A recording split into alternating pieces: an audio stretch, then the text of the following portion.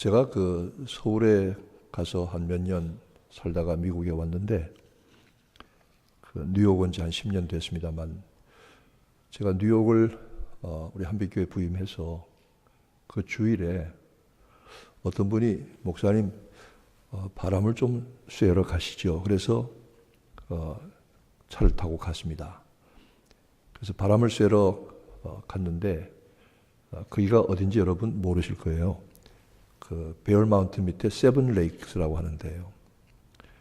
그래서 세븐 레이크를 이 차를 타고 쭉 돌면서 제가 무슨 생각을 했냐면, 숨 쉬고 살 수 있겠구나. 그러면서 창문을 열고 그 세븐 레이크 베어 마운틴 그 줄기에 맑은 바람을 들이마시는데 살 것 같아요. 살 것 같아요. 서울에 살 때는 시내 한복판에 살았거든요. 그러면 이쪽 고갯길, 저쪽 고갯길, 저쪽 언덕길 차들이 막 매연을 봉봉봉봉 뿜어내는데 여름에도 창문을 못 열고 살았어요. 그렇게 그 공기가 험한 곳에 살다가 막 목감기, 기관지염 이런 거 1년에 달고 살았죠. 그러다가 뉴욕에 오니까 숨을 쉴 수 있을 것 같아요. 우리가 참 각박하게 살아요. 아침부터 저녁까지, 그리고 밤이 늦도록 그저 한 푼 더 벌어보겠다고, 먹고 살겠다고 뛰어다니다가 너무 각박해요. 그렇게 되니까 우리 마음이 점점 쪼달려져요. 여유가 없어요. 무슨 적은 일 봐도 화가 나고 짜증나고 신경질 나요. 그리고 모든 것이 부정적으로 보여요. 여러분, 1년에 한 번 정도는 야외에 나가서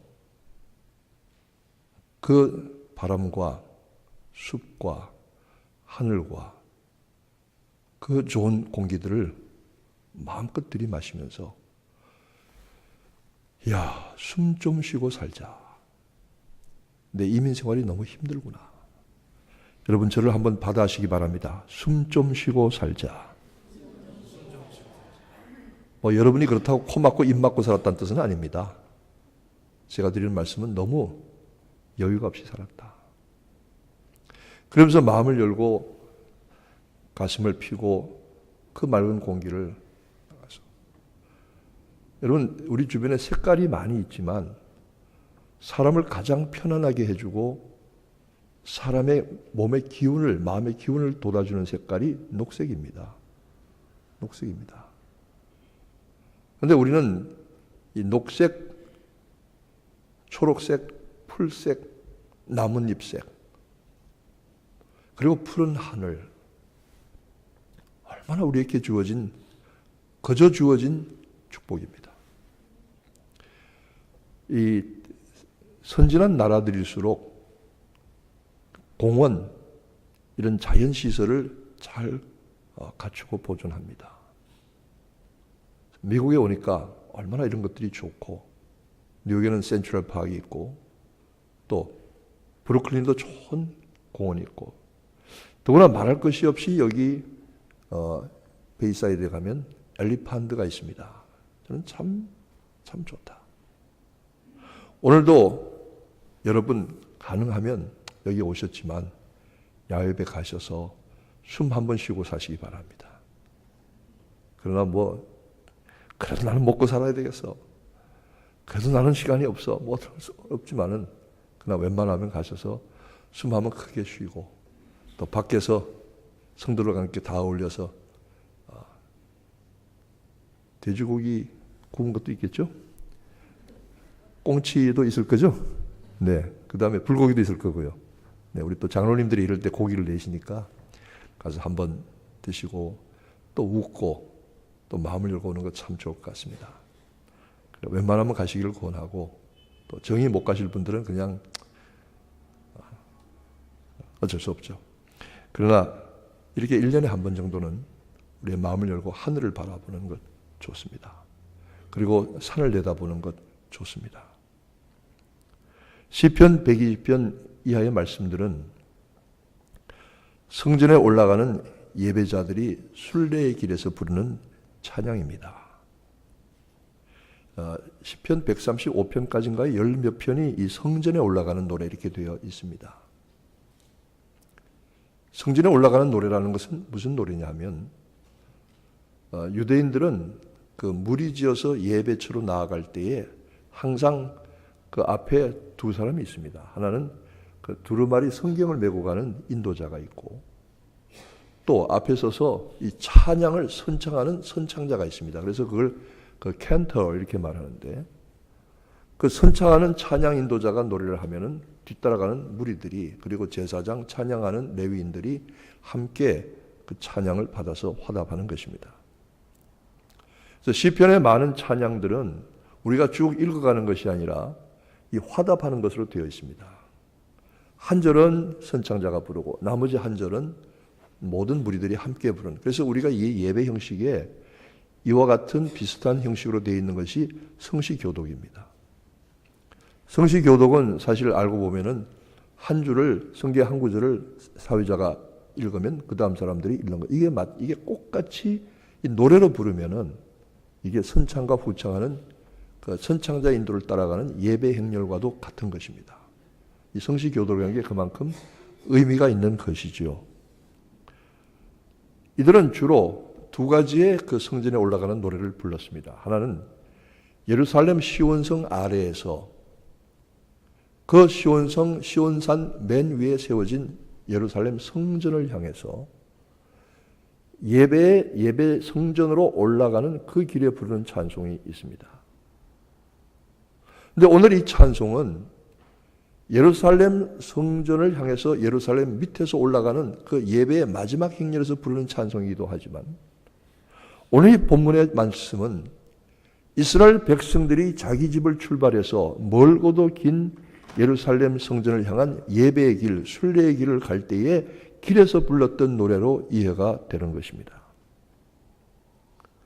내가 눈을 들어 산을 보리라. 산을 보니 나의 도움이 어디서 올꼬.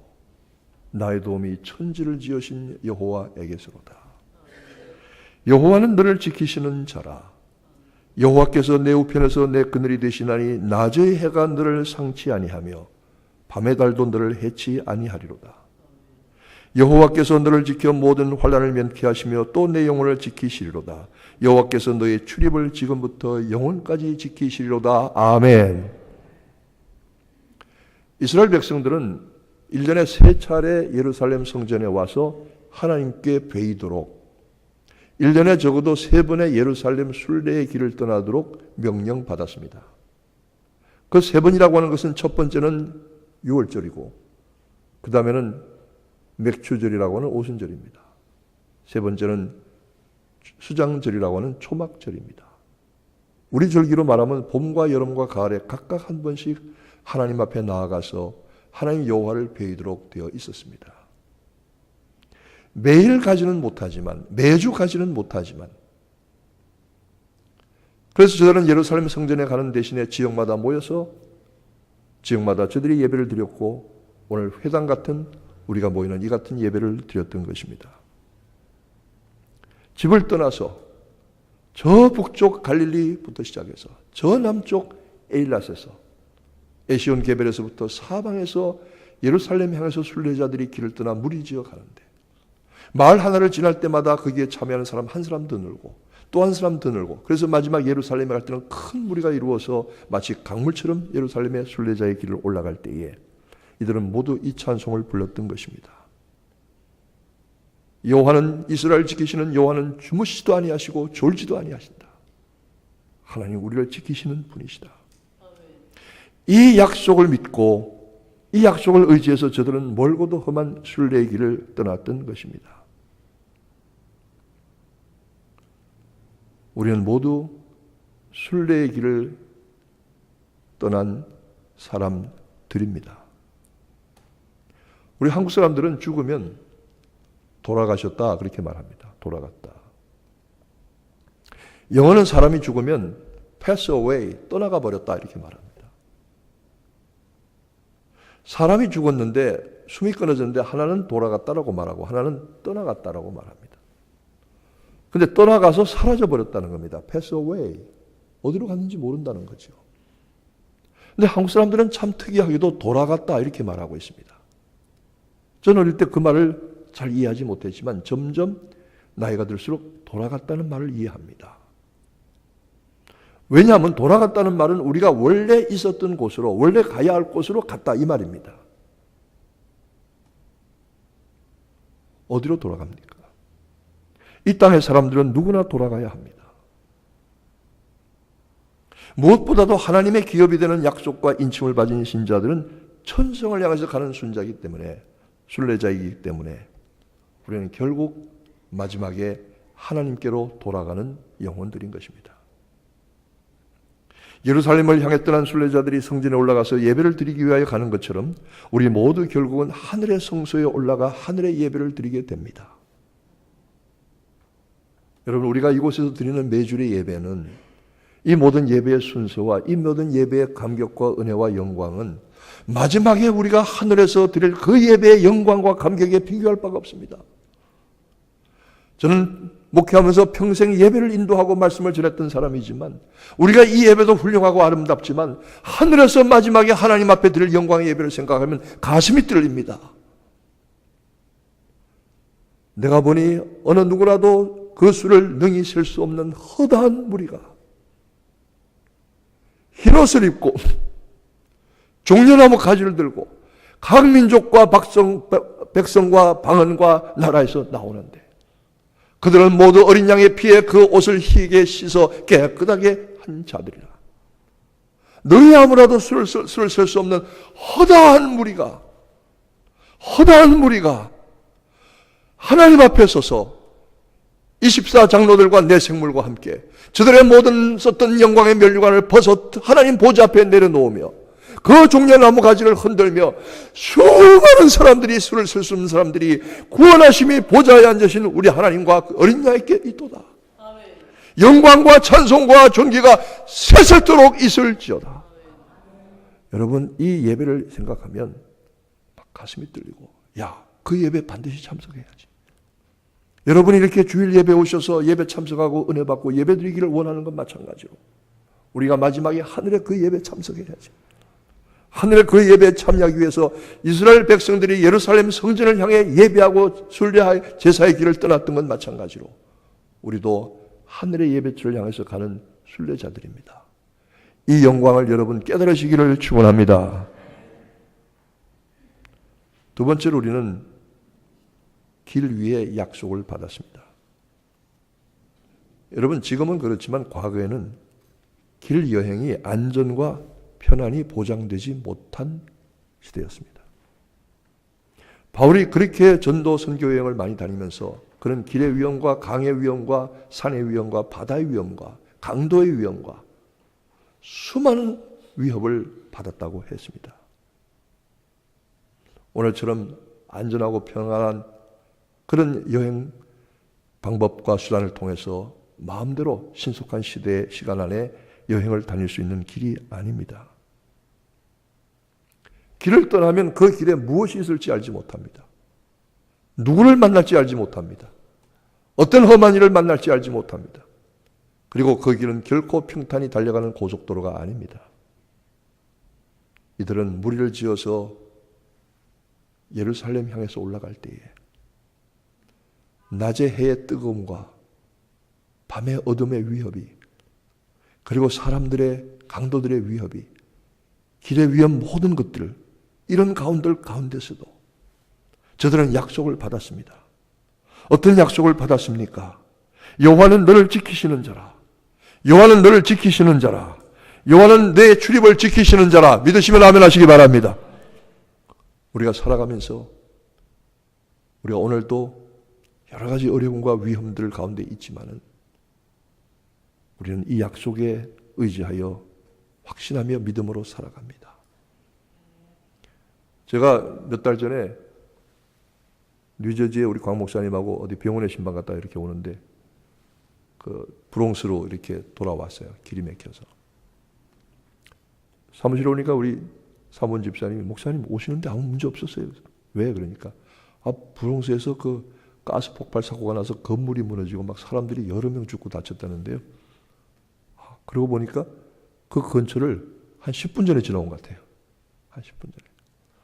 혹시 시간 맞춰 지나오시지 왜 일찍 오셨나 이런 분 없으시죠? 내가 다 알아요, 내가. 그런 일들이 한두 가지가 아닙니다. 오늘 아침에도 제가 교회로 오는데 좀 늦었거든요. 그래서 급한 마음에 교회 출입구를 그냥 쌩 들어오는데 저는 몰랐어요. 나중에 우리 광 목사님이 말하는데 우리 트링카 형제님 모시는 차와 거의 충돌할 뻔했죠. 그래서 목사님이 광 목사님 와서 그 얘기하는데 그게 속뜻이 뭐냐면 목사님 정신 똑똑히 차리고 운전 잘하세요. 그런 뜻으로 들렸어요. 그래서 그렇게 들었어요, 나는. 그렇게 얘기해 주니까 고맙죠. 아, 내가 몰랐구나. 이게 참 하나님이 아주 그냥 아주 간발의 차로 충돌할 수 있는 걸 면하게 해 주셨구나. 우리가 살아가면서 안전하다고 생각하고 평안하다고 생각하지만 어떤 일이 어떤 상황에서 우리에게 주어질지 아무도 모릅니다.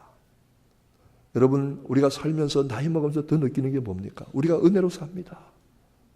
정말로 하나님의 은혜로 삽니다. 하나님의 지키심으로 삽니다. 하나님이 보호하여 주심으로 삽니다. 이스라엘 백성들은 순례길을 예루살렘 향해서 떠나가면서 그 험한 길을, 그 험한 산들을 바라보면서 나의 도움이 어디서 올고 천지를 지으신 여호와에게서로다. 오늘 시간 여러분의 삶이 말할 수 없는 어려움과 또는 외로움과 또는 압박과 고통 가운데 마음이 눌려있는 분들이 있습니까? 어디 가도 혹시 여러분의 도움을 얻지 못하고 누구에게 가서 하소연할 수 없는 상황, 그런 어려움을 가진 분들이 있습니까? 천지를 지으신 하나님께서 여러분의 도움이 되는 줄로 믿으시기 바랍니다. 어떻게 도움이 될지는 모르겠습니다.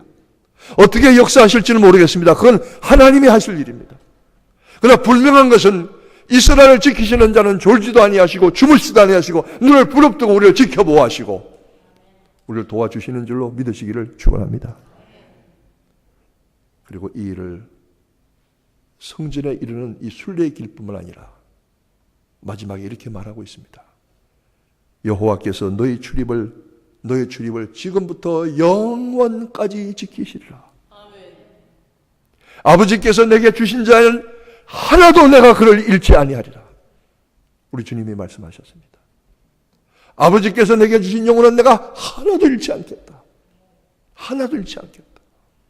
우리는 주님의 안전한 보호와 살피심과 위로와 온전함 가운데 살아가는 것입니다. 세 번째로 믿음으로 이들은 나아갔습니다. 성전을 향해 올라가는 예배자들이 이 찬송을 부르며 나아갈 때에 저들의 마음에는 하나님의 인도와 보호하심을 확신하는 믿음과 기쁨으로 가득 찼을 것입니다. 오늘 우리가 천성에 이르도록 살아가는 길 위에도 이 같은 신뢰와 확신이 가득합니다. 나의 출입을 영원부터 영원까지 지키시는 하나님이 계신 것입니다. 저는 그 예정론을 이렇게 이해를 했습니다.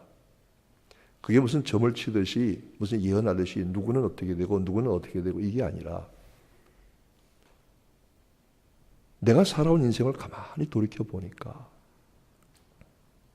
그 인생에 큰 고비가 있더라고요. 고비. 그렇죠? 한번 크게 꺾은 전환점도 있고요. 굉장히 어려웠던 고비도 있더라고요. 근데 그 삶의 전환점과 고비 가운데서 지금 돌이켜서 가만히 생각해 보니 하나님께서 무엇인가 예정하신 것이 있더라고요. 하나님이 무엇인가 그 길로 가도록 인도하심이 있더라고요. 아하, 이건 미리 내다보고 예언하는 것이 아니라 되돌아보니까 돌이켜보니까 인생의 고비와 인생의 전환점보다 하나님이 나를 이렇게 예정하셨구나. 나를 이렇게 인도하시기로 작정하셨구나. 그 하나님의 예정하심과 인도하심을 우리가 깨닫게 되는 것입니다. 지금 내가 가는 길을 알지 못하지만 나의 가는 길 위에는 하나님의 예정하심이 있습니다. 하나님의 선택하심이 있습니다. 하나님의 인도하심이 있습니다. 결국은 하나님이 원하시는 곳으로 가는 줄로 믿으시기를 바랍니다. 이 찬송을 부르며 믿음의 길을 나서는 순례자들이 결국은 예루살렘 산정에 올라가서 그곳에서 제사와 예배를 드리고 찬양을 드렸던 것 마찬가지로 우리 인생에 아무리 어려운 일이 생기고 방향의 전환이 생기고 때로는 이리저리 흔들리는 일이 있다고 할지라도 결국은 하나님이 정하신 곳으로 결국은 하나님이 세우신 곳으로 나아가는 순례의 길, 흔들리지 아니하고 가시는 여러분 되시기를 축원합니다. 여호와는 너를 지키시는 자라. 내 우편에서 그늘이 되시나니 낮에 해가 너를 상치 아니하며 밤의 달도 너를 해치 아니하리로다. 너를 지켜 모든 환난을 면케 하시며 또 내 영혼을 지키시리로다. 여호와께서 너희 출입을 지금부터 영원까지 지키시리로다. 이스라엘 지키시는 자는 주무시지도 아니하시고 졸지도 아니하시느니라. 여러분의 삶에 하나님의 보호하심과 인도하심이, 예정하심이, 그 은혜가 충만케 되시기를 주님의 이름으로 축원합니다. 주님의 이름으로 축복합니다. 기도하겠습니다.